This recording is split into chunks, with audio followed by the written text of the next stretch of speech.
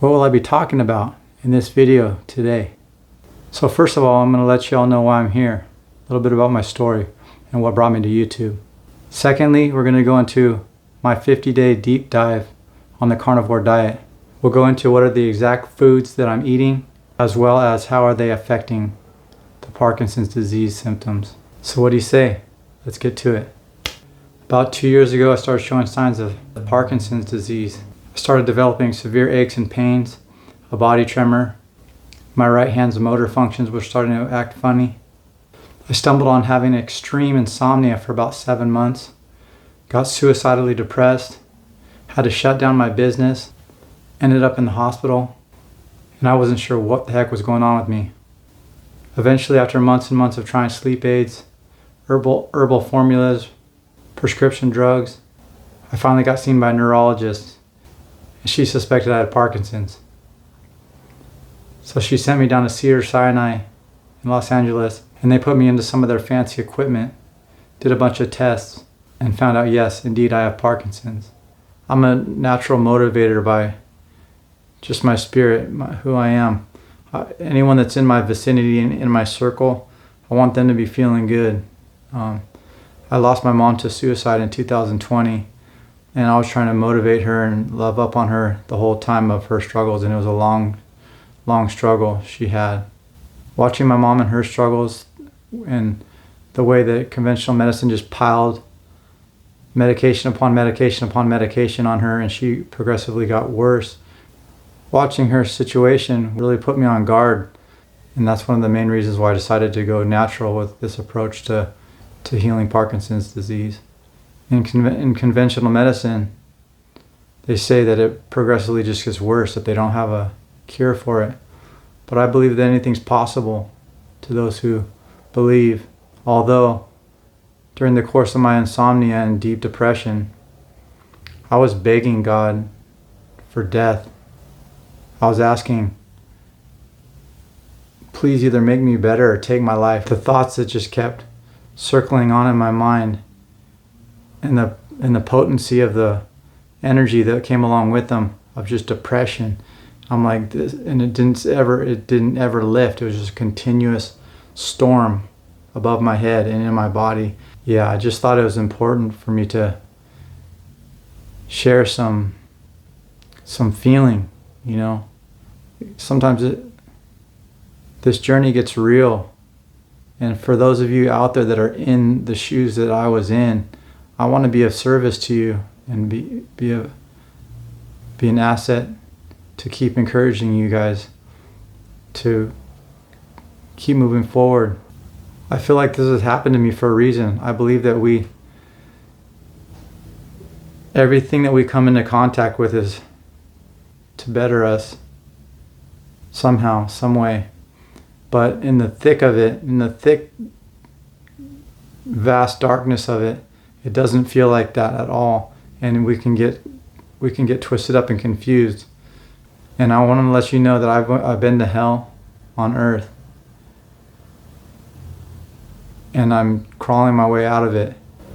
I realized through all the years of watching my mom struggle with mental health issues and then having my own, that no one will do this work for us. It's something we have to do on our own. I've always felt that organic healing is possible through diet, exercise, spiritual practices, prayer. I just feel with chronic disease and autoimmune issues that conventional medicine doesn't quite have our back yet. And we need to be our own researchers and guinea pigs through trial and error. And if what I'm doing right now is helping me and it could help you, I can't think of anything I'd rather be doing than putting my story out. So before I share with you my 50 days on the carnivore diet, my results and what I've done, I'd like to go into the steps I did prior that finally led me into trying the carnivore diet. So initially my neurologist wanted me to take carbidopa, levodopa, the medication that they offer for Parkinson's. And since the doctors at this point in the game, they don't know if Parkinson's is genetic or if it's environmental. So I thought I should go on my own research mission and see what I could drum up. And I found some doctors online and on YouTube that were talking about, they were more functional type natural doctors. They were talking about heavy metals, mold, and chemicals and different things like that that could be in the body that might create some friction for the neurons and stuff like that. One of my friends owns Detox Depot. She has a store in Santa Barbara and one in Ventura. And she has this German technology that measures your hair samples. And so I gave her some hair samples, and it measures to see what kind of chemicals, different things that are in your hair. And it came back that I had heavy metals, a lot of mold in my body, and different random chemicals. And I had been doing heating and air conditioning for 26 years. 26 years as an installer, as well as 5 years of being a business owner. And so I'm like, yeah, that totally makes sense to me. And so I found this doctor online that was offering a cleanse, a 5-month cleanse. I'm like, yeah, I'm just going to do this. I'm going to go all out and invest in that. So I did this 5-month cleanse. During that 5 months on the cleanse, I was only eating fruits, vegetables, and meat. I really wanted to clean up my diet and just be as clean as I could be with what I knew at that time. Within the first month of the cleanse, I started sleeping better. And I wasn't sure if it was because of all the supplements and the detoxing that I was doing, or if it was from me dropping my business. I quit my business and I didn't have as much stress on my plate, and I was just focusing on healing. So I wasn't sure what was giving me the sleep benefits. But I'd sleep like 4 hours a night on the regular, and then one or 2 days a week I would go without sleep, a full night without sleep, but then I'd get back into rhythm with 4 hours. And then so I finished the cleanse. During that whole time I've been researching, looking up different things on YouTube about healing and finding testimonials, seeing if there's anyone that has done a testimonial on Parkinson's and this and that. And I found some information and different things, and I was following Paul Saladino at that time, and I wanted to try just going fruit and meat and see if I had some better results with that.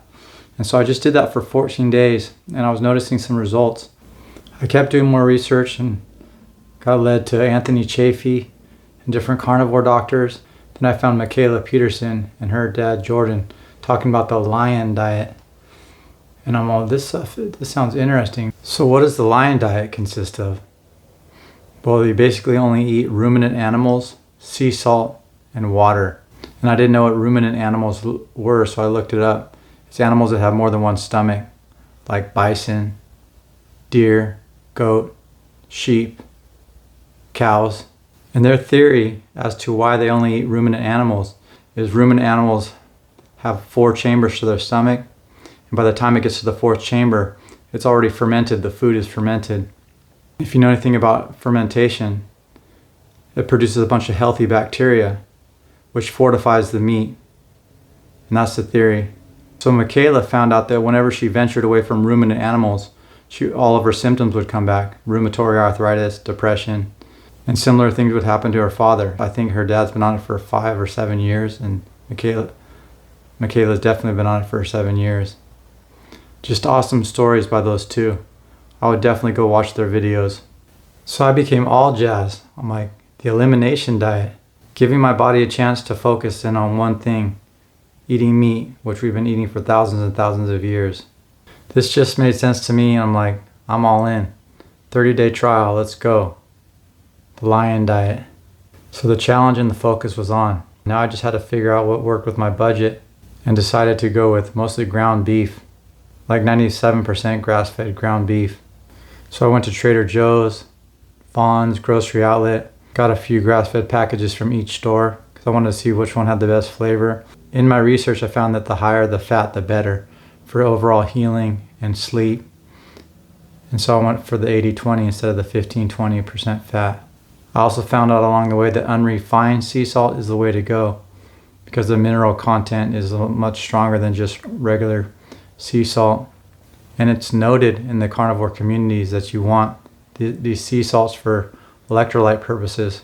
So I actually went on a deep dive into unrefined sea salts, and I found people like Ian Clark and others out there that were explaining that the unrefined sea salts, the profile is very similar to the saline solutions, the IVs that they inject into you in the hospital to rehydrate the body. And with all the research I've done, I'm convinced that we should be putting unrefined sea salt in every 16-ounce glass of water, a little pinch, for electrolyte purposes. And I have been doing this every day, adding the salt to my water since I've been on Carnivore.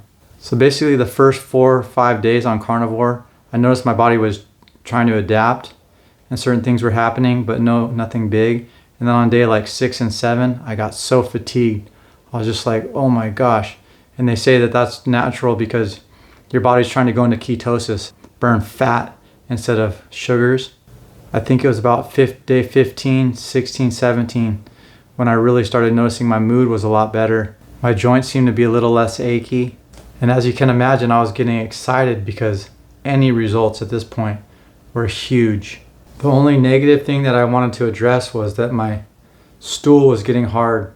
And I've already had problems with that in the past. Constipation is one of the symptoms that goes along with Parkinson's. So I went into the carnivore communities and I found if you eat more fat, it'll loosen up the stool as well as give you more health benefits. So I decided to add grass-fed butter into the mix, and that seemed to do the trick. Around day 20, day 25, my energy level started skyrocketing. I started having some positive thoughts finally, and I had far less depression and anxiety symptoms, as well as less inflammation in my body. So I hit day 30, and I was gung-ho at this point. I still had the relentless Parkinson's symptoms going on, the tremor, the lack of mobility, and the rigidity, but I was feeling better emotionally and somewhat physically through my joints as well. So I was ecstatic. So everything was going well up until about day 37, 38. I went to sleep that night and woke up midnight with a horrendous cramp in my calf. And it wasn't just a little cramp. I was laying down on my bed and it jolted me up and it locked up, and it took a while for it to unlock. I had to get out of bed and stretch my calf. I'm like, okay, that's interesting. And then it happened again the next night. And so I decided to do some more research. And that's when I remembered Paul Saladino's story. He did a 1.5 years on Carnivore. So I decided to revisit his story, his 1.5 years story on Carnivore, to figure out why he had stopped and the changes that he had made. So I tuned into Paul's story to find out what issues he was having. So Paul started having electrolyte issues, muscle cramps. His free testosterone went down, and he started struggling with his sleep. He had sleep issues. So he went on his own deep dive research mission, and he's a doctor and he's a very intelligent and brilliant guy. He went through a bunch of clinical trials, studies, and different things on the effects of carbohydrates in the body.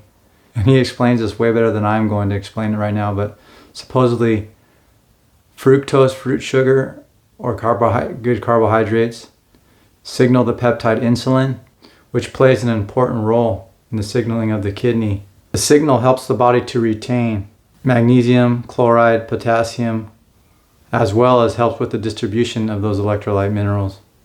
So Paul started adding carbohydrates, which fixed his problem. He didn't just add any carbohydrates. He chose fruits, as well as like raw milk. I'll briefly go over why he chose fruit. He believes fruit want to be eaten. They're sweet by nature. They're fortified with electrolytic compounds, and their seed wants to live on. So we ingest the fruit, which contains the seeds. We walk through the forest. It comes out the other end, and then it can germinate and create new life. Because every plant, every animal, every fruit tree wants to keep on living, promote their seed. And in Paul's eyes, as well as Dr. Stephen Gundry and Anthony Chaffee and many more, are saying that plants are dangerous for us. Like you can't just walk into any forest and start eating any shrubbery you can find. It could kill us, like you eat poison oak or something. And their theory states that plants have certain compounds, certain chemicals in them that are trying to prolong their existence. For example, in the animal kingdom, the deer is just fast enough to run away from the mountain lion. And the mountain lion has enough strength that on occasion he does catch a certain amount of deer. But in the plant kingdom it's different. The plants have to produce chemicals to fend off insects and different animals. So I'm doing these studies and I'm listening to this information and I'm like, I don't know what to think. So I use my own life as an example. and dug into my past. At one point along my journey, I went vegan for about 6 months, and my hemoglobin levels got really low, even though I was eating a lot of spinach and kale and stuff like that. And blood vessels broke out on my legs. And during the course of that time, I was drinking kale smoothies and eating broccoli. It was upsetting my stomach, and I just thought, oh, this fruit thing makes sense. And I've always thought that fruit's the nectar from God anyhow. And so I decided to add a little fruit. And I added in a cup of wild blueberries before I went to bed at night. And that seemed to agree with me with no problems. I woke up fine, got good rest that night. And I'm like, okay, cool. Let's try it again the next night. So I tried it again the next night, fine. And then the next night, fine. And then on day like 44, I decided to add some watermelon during the daytime because I was like, I love watermelon. And I added watermelon, and instantly I felt my energy come down. I'm like, okay, was that just something in the air, or was it actual watermelon? So the following day, I decided to eat the other half of the watermelon, and my energy went down again. So I'm like, okay, no watermelon for me. But I continued on the nighttime wild blueberries. And wild blueberries are the smaller blueberry. And according to all the influencers that I've looked up to, the wild blueberry has way more antioxidant power than the big farm ones. FYI. So I was continuing on with the wild blueberries, and about day 46, I decided to add in bananas. And so I had a banana and some wild blueberries at night, and that was fine. I'm like, okay. And I'm like, maybe a mango would be good too. So I added a mango the following day and wild blueberries, and that was fine. So my cramps seem to be gone. And the fruit hasn't affected my overall mood and the results I've been getting from just going straight carnivore. And what's so cool about the elimination diet is you add one little thing at a time, and you can kind of test it out to see what it feels like for you. So brothers and sisters, here we are on day 50, and I'm feeling better than I have in a long time. I have more hope in my heart and in my mind. I have more feel-good energy, less aches and pains, better muscle tone, feeling better overall. I'm not going to say that I'm cured from Parkinson's yet, but it sure feels like I'm on the right path to doing so. And as far as your journey, I'm not sure what led you to this video. If it's Parkinson's, mental health issues, or autoimmune disease, but hopefully this inspires you and doesn't overwhelm you. We can just take one step at a time. We got to be patient with ourselves and really learn to care for ourselves, which can be hard for many of us. I know for myself, I've been go my whole life, working hard, and I really had to shift gears and take on a new pace of life. But I'm still here, still smiling, feeling a lot better, praise God. I hope you were able to find some good information and some motivation nuggets from this video. And I'll be keeping you all updated. Until next time, much love. Keep charging. Peace out. Happiness comes into my life, I cannot hide this joy inside, it's blowing my mind. Graciously I love you, graciously I serve you. You're my skin tone, my flesh and bone. Sometimes I'm scared to be aware this vulnerability is rocking me. The path, the wind, the rain, the hurricane, this built-in thunder that causes my wonder. The hawk in the sky, the lion on the plain, the tattoo on my arm, it's a part of the game.